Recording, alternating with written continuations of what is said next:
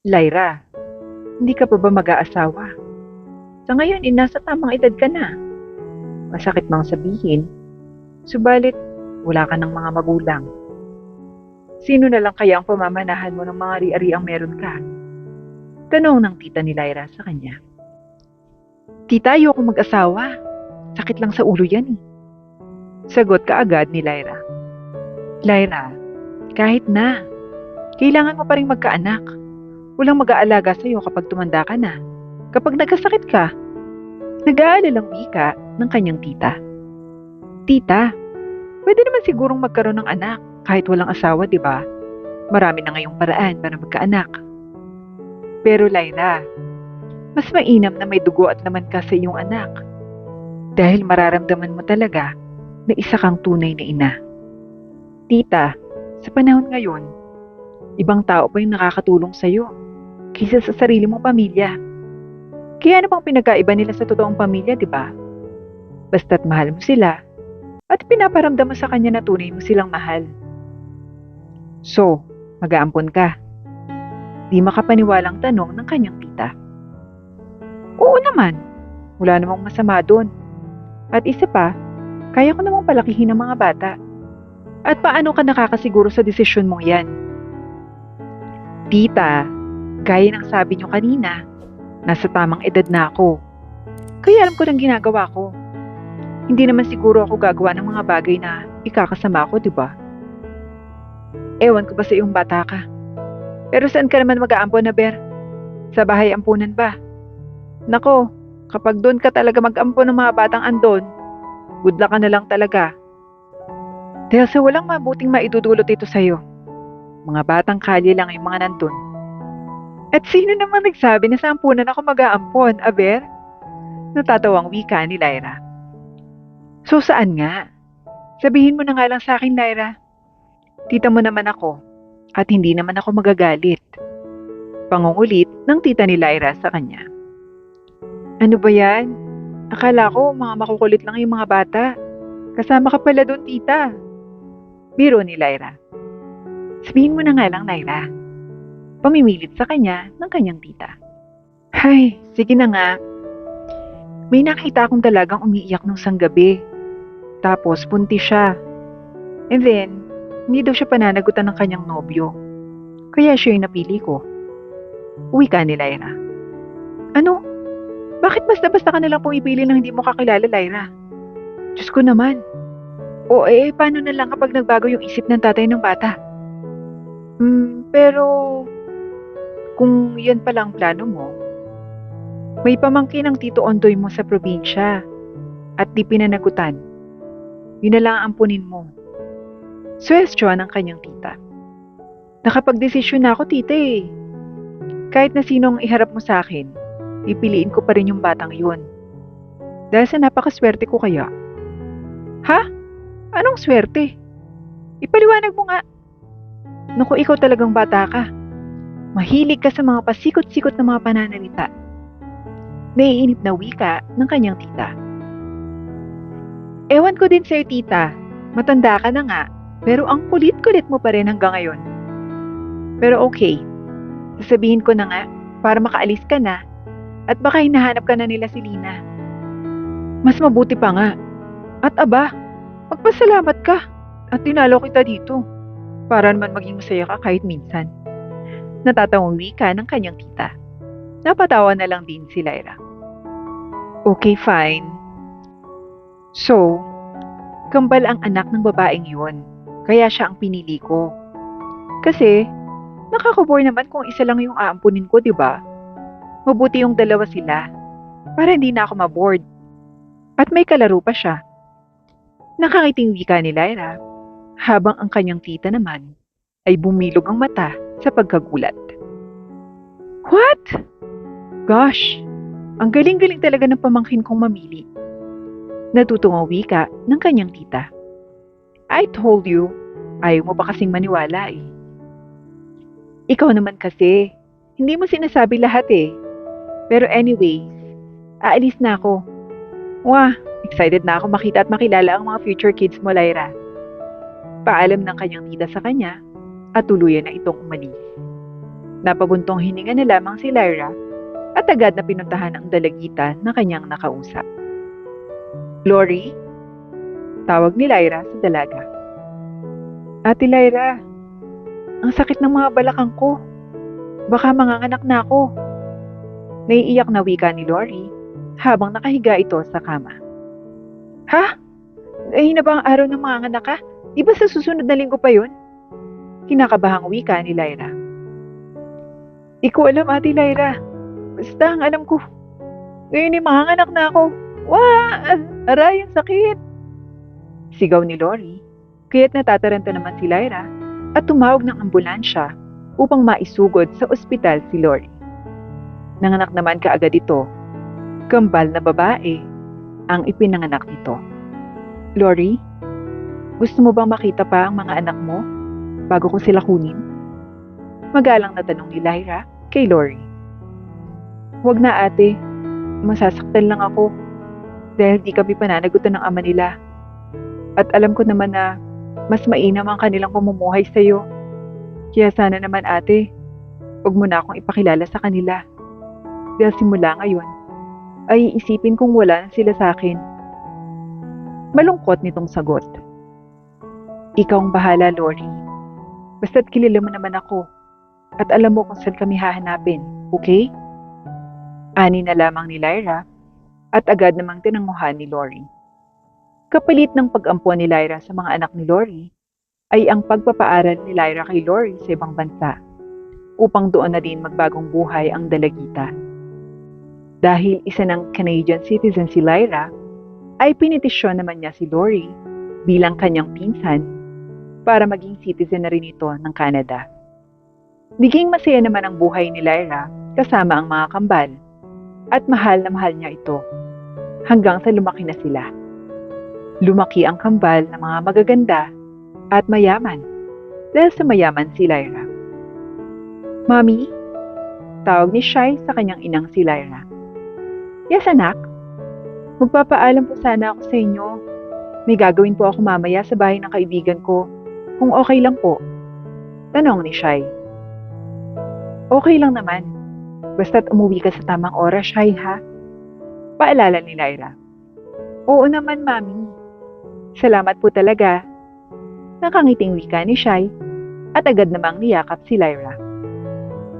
Naku, Mami. Huwag mong papayagan yan. Hindi yan pupunta sa bahay ng kaibigan niya. Pupunta yan sa bahay ng jowa niya. Pagkontra ni Sly sa kanyang kakambal. Ano? Naguguluhang tanong ni Lyra sa kambal. Sabi ko po, Mami, si Shai ay hindi pupunta sa bahay ng kaibigan niya. Pupunta siya sa bahay ng nobyo niya. Ang landi, di ba, Mami? Ang bata-bata pa para sa mga lalaki. Iyo, gayahin mo nga si Mami Shai. Nasa tamang edad bago niya tayo pinanganak. Mataray ng wika ni Sly. Totoo ba ang sinasabi ng kambal mo, Shai? May otoridad na wika ni Lyra. Mami, hindi po totoo yan. Sa kaibigan ko po talaga ako pupunta. Nauutal na pagsisinungaling ni Shai. Ang sinungaling talaga nito, oh. Sabi pa ni Sly. Mami, huwag kang maniwala dyan kay Sly. Inggit lang yan kasi grounded siya at di siya makakalabas ngayon sa bahay. Kilala mo naman ako, diba, Mami? Paglalambing ni Shai kay Lyra, kung kaya't napaniwala naman ito kagad si Lyra. Sige na, Shai, umalis ka na at baka naghihintay na sa labas yung kaibigan mo. At ikaw, Sly, mag-uusap tayo. Seryosong saad ni Lyra, kaya't napasimangot na lamang si Sly. Huwag kang bida-bida dahil ako ang paborito ni Mami, hindi ikaw.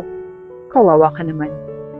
Bulong ni Shai sa kanyang kambal na si Sly, kaya't inis na inis si Sly at di maipinta ang kanyang pagmumukha at agad na aalis na sana.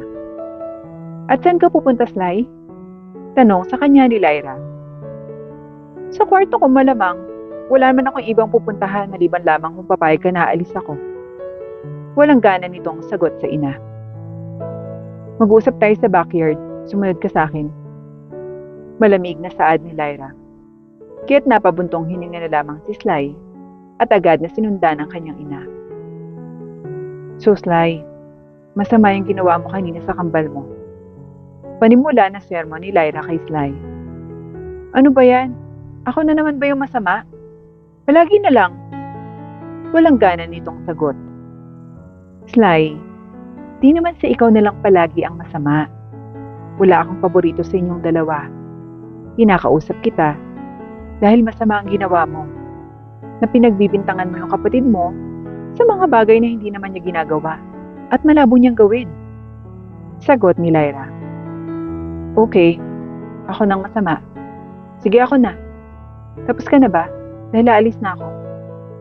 Wika ni Sly at padabog na tumayo at umalis. Sly, wag kang bastos. Kinakausap pa kita. Sigaw ni Lyra, subalit hindi ito sumagot at nagpatuloy lamang sa kanyang paglalakad. Ay, naku! Yan na lamang ang nabitawang salita ni Lyra dahil sa hindi niya alam kung sino sa kanilang dalawa ang totoong nagsasabi ng totoo. Kasi sa pagkakakilala ni Lyra kay Shai ay mahinhin ito at malambing. Habang si Sly naman ay kabaligtaran sa kanyang kambal. Na halos nga ay bastos na ito kay Lyra. Kaya't nakapagdesisyon na lamang si Lyra na hayaan na lamang muna ang kanyang mga ampon. Isang araw ay maagang nagising si Shai at bad mood ito dahil sinag-aaway na naman sila ng kanyang nobyo. Kaya't maaga itong lumabas sa kanyang silid at doon na lamang tumambay muna sa kanilang garden. Asan si Mami? Tanong ni Shai nang makasalubong niya ang isa sa kanilang mga katulong. Maaga pong umalis, ma'am. May meeting po ata. Ah, ganun ba? Sige. Sagot na lamang ni Shai. Agad naman siyang pumunta sa garden. Subalit sa di inaasahang pagkakataon, ay nakasalubong niya ang kanilang katulong na may daladalang juice, kung kaya't natapon ito sa damit ni Shai. What the? Ano ba? Sigaw ni Shai. Sorry po ma'am, hindi ko po sinasadya.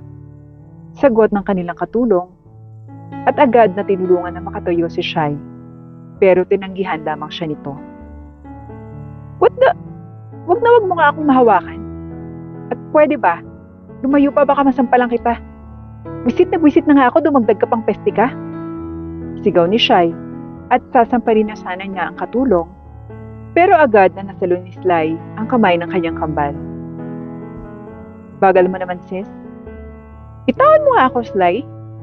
Sigaw ni Shai. Manang umalis ka na. Baka gusto nitong kambal ko na turuan ko to ng leksyong babaeng to. Wala si Mami dito para tulungan ka. Nakangising wika ni Sly na siyang naging dahilan na mapalunok si Shai sa kanyang sariling laway. Natatakot ka na ba? Sumagot ka nga. Ang tapang-tapang mo pa kanina eh. Nakangiting tanong ni Sly. Pwede ba Sly, bitiwan mo nga ako?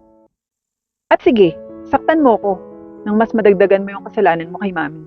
Sige, gawin mo. Paghahamon ni Shai sa kambal. Kapal din ang mukha mo eh, no? Pero sorry, hindi kita sasaktan. Dahil super dramatic queen ka pa naman. Ako naman ang masama dito. Pero sorry na lang, di ko bagay patulan. Dahil hindi ka naman worth it. At isa pa, kung may away kayo ng nobyo mo, wag mong idama yung ibang tao. Ganyan ba tayo pinalaki ni Mami? Kapag nalaman to ni Mami na ganito ang ugaling meron ka, baka pagsisihan mo to. Banta ni Sly. At bakit ko naman pagsisisihan? Eh wala naman dito si Mami. Sorry, pero ako ang paborito niya. At di yan siya maniniwala sa iyo. At di din naman magsasalita yung mga katulong natin. Dahil alam na nila kung anong mangyayari. Nakangising wika ni Shai. Ang pangalan mo hindi bagay sa'yo. Dapat devil ang name mo eh. Wika na lamang ni Sly at iniwan ang kambal. Agad namang pinuntahan ni Sly ang kanilang katulong upang masiguradong okay ito. Napatawa na lamang si Shai. Ang hindi nila alam ay narinig lahat ng tita ni Lyra ang pag-uusap ng kanyang kambal, kung kaya't agad nitong pinuntahan si Lyra. Lyra, may kailangan kang malaman. Wika ng kanyang tita nang makapasok ito sa kanyang opisina.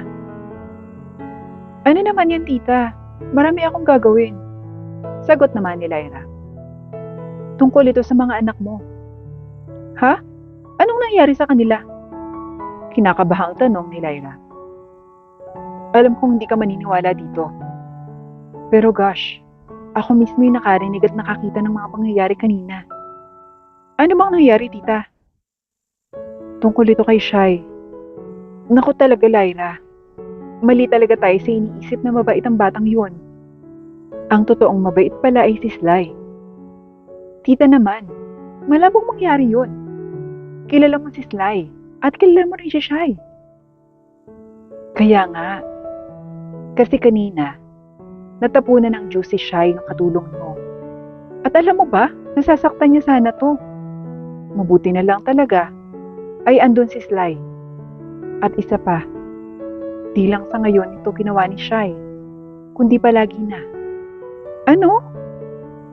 Naku, yun na nga talaga yung sinasabi ko sa iyo eh. Ang mas mabuti pa, Lyra, gumawa ka ng plano upang makita mo sino talaga yung tutulong sa iyo kapag tatanda ka na at magkakasakit ka. Suhestyon ng kanyang tita. Yan din naman ang gagawin ko, tita. Pero sa sinabi mo ngayon, parang malabong mangyari eh. Hindi makapaniwalang wika ni Lyra. Basta, hindi ako nagsisinungaling. Kilala mo ako, Lyra. At kung ayaw mo talagang maniwala, kausapin mo ang mga katulong mo nang hindi alam ni Shai. Suhestyon ng kanyang tita. Sige, tita. Mamaya na lang kasi marami pa akong ginagawa. O sige, alis na ako. Paalam ng kanyang tita. Sa sinabi ng kanyang tita, ay hindi makapag-focus sa kanyang ginagawa si Lyra.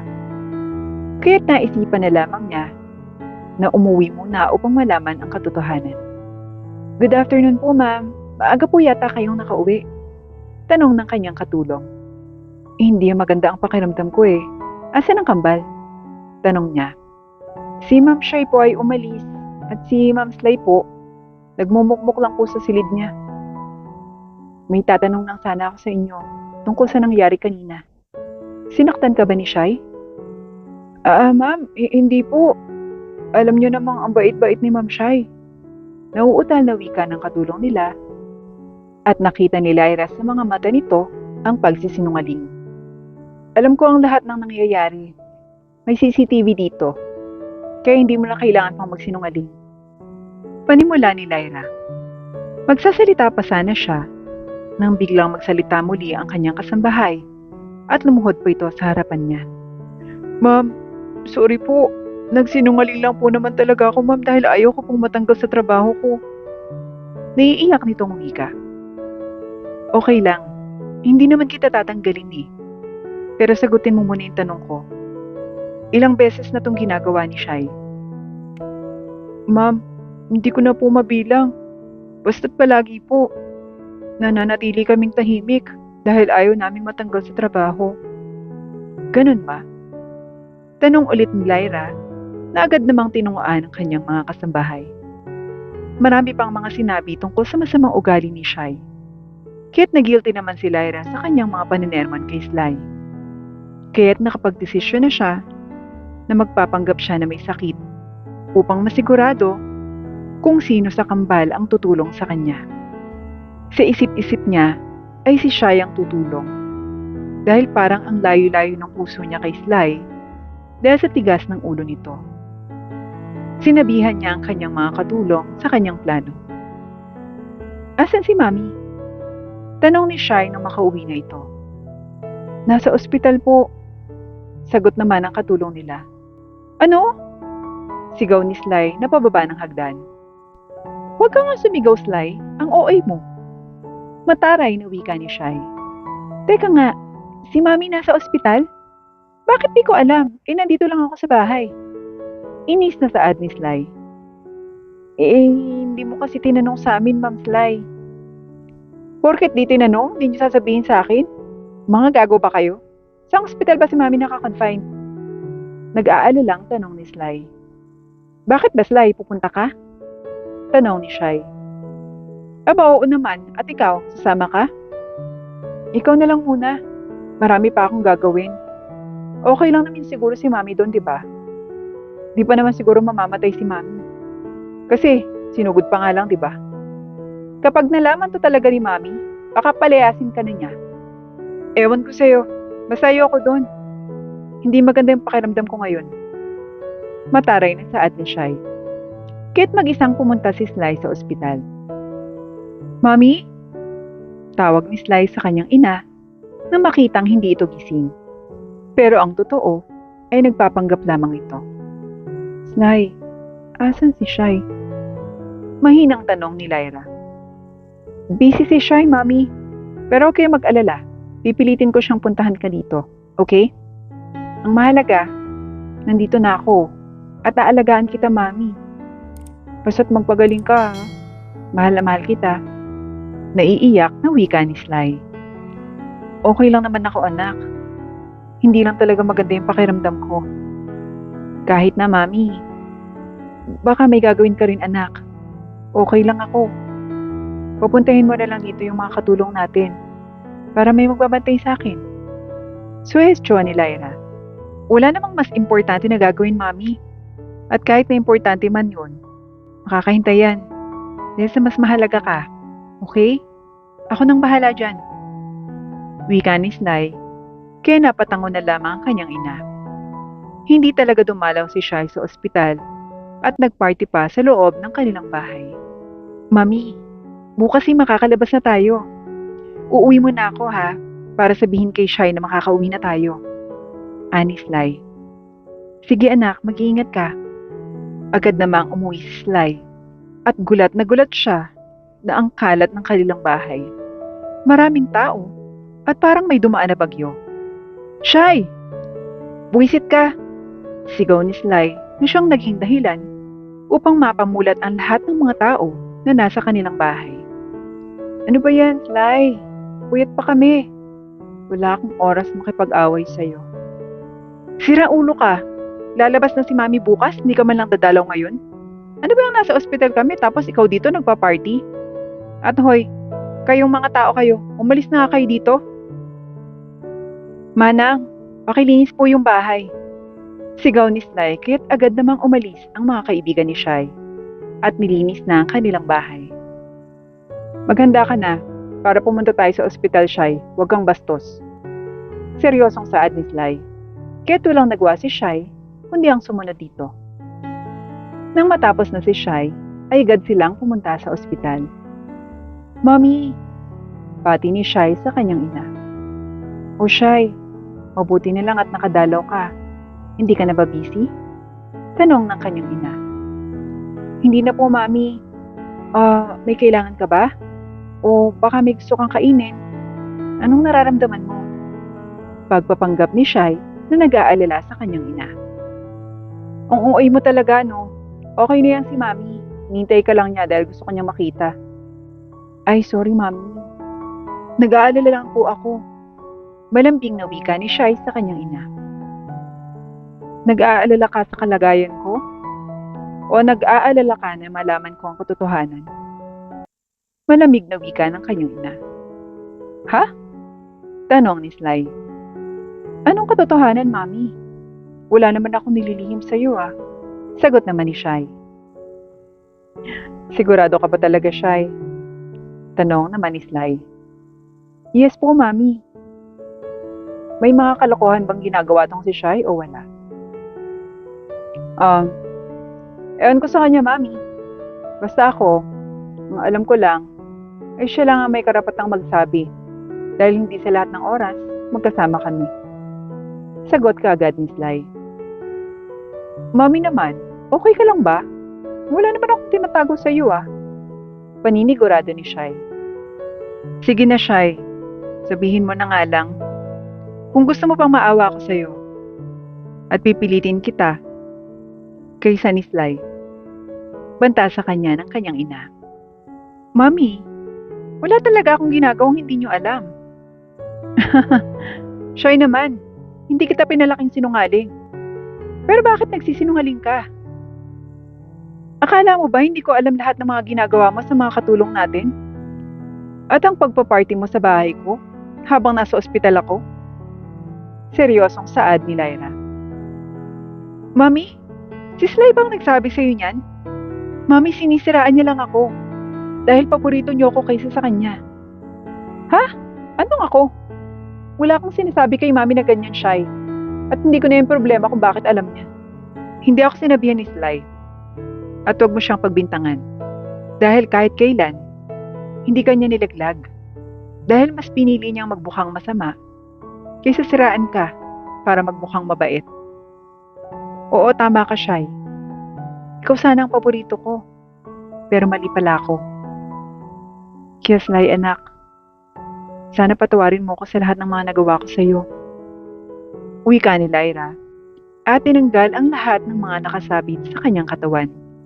Mami, anong ginagawa mo? Nag-aalilang tanong ni Sly. Isa pa, wala talaga akong sakit.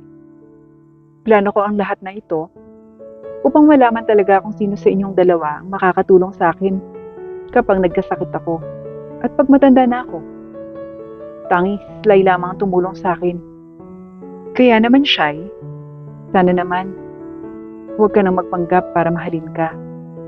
Ipalabas mo kung ano ka. Payo sa kanya ni Lyra.